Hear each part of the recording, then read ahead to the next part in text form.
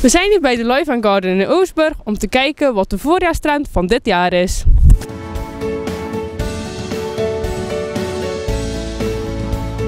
Mijn functie is samen met mijn zoon Fred mededirecteur en mijn schoonzoon Patty die of de administratie doet. En wat is de voorjaarstrend van 2013 voor in de tuin? Nu begint het allemaal met de eenjarige planten.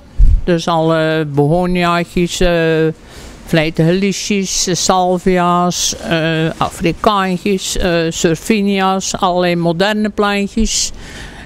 Straks komen de dahlia's. En ja, dat wordt echt een scala van kleuren.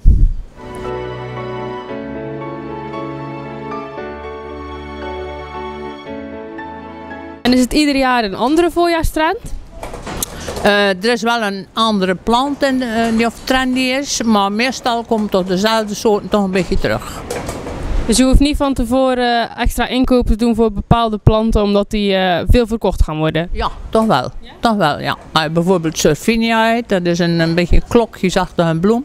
En dat is een plant die ontzettend veel verkocht wordt.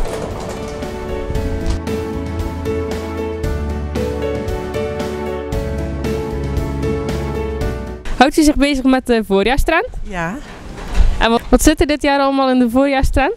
Ik denk, volgens mijn inzicht, zitten al die kleine bloembakjes, die mini tuintjes en zo. Ik denk dat voor mij is dat een beetje de voorjaarstrend. En houdt u zich ieder jaar aan een andere voorjaarstrend? Nee, eigenlijk niet.